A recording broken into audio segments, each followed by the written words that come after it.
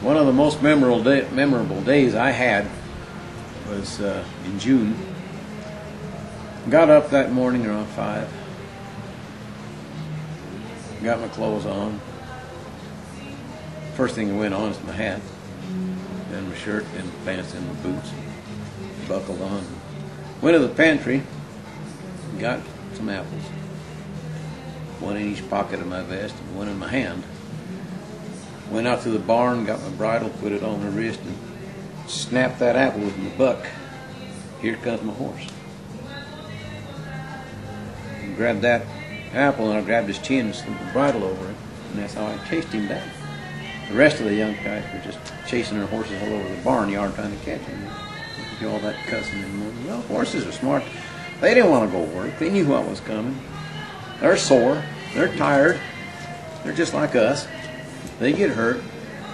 And went on, saddled him up, had my canteen on the counter by the door so I wouldn't forget it. Well, I never made it back to the house. We rode out. After he had his flake of hay, we rode out. 15 miles at the other end of the ranch. By then the sun was up and it was getting warm. The wind was blowing kind of warm too. It was June. And always perpetually going uphill. And we gathered our 600 mother cows, all their calves, 150 young steers,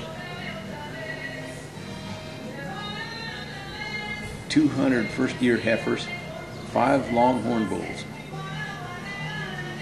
We got them all going back toward the ranch. We were going to do a lot of branding that day. 11 o'clock in the morning, I'm dry because I realize I'm looking at my saddle horn. There's no canteen hanging on. So I stopped and took out a rifle scope that I used to carry to spot cattle up on the mountain because they'll hide from you. They will. They'll blend into the shadows and you can't see them with the naked eye. So I looked downhill and I spotted this trough about 3 miles away. So I reined over, got there, and there's about 30 cows around it. It's about this tall and about 12 feet across. It was a crowd.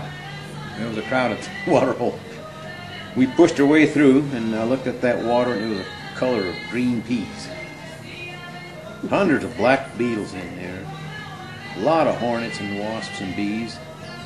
One lizard. And all that stuff the cows leave behind when they drink water. A lot of slobber. And it was slimy. So I said, oh shucks. But I was already spitting dust, you know. Glad didn't care. He just stuck his nose in there and started guzzling. So I took my handkerchief off and secreted that stuff to the side, dropped my rag on it, started sucking that soup. Tasted funny, smelled bad, but it was wet. Kind of warm. That was June of '86. It is now 2008, May, the bottom of May. And I have still to catch a real hard cold. Had to be the water. I better go back and find that trough and get another sip. Get inoculated again. You know, I'm not sure I want to try that out. And every time I sing that song, no, it's not a good deal. It wasn't good a taste. Stomach hurt for a while. And, you know, it did give me cramps. And every time I go to sing the request of cool, clear water, yeah, I tell that story. Oh. Yes, it kind of, I guess it had a divine purpose for that drink of water. Because it's all related. You know. It was a great life. 18 years of it. Don't regret 1 minute. The money was good. Really? Guarantee you, $60 a month.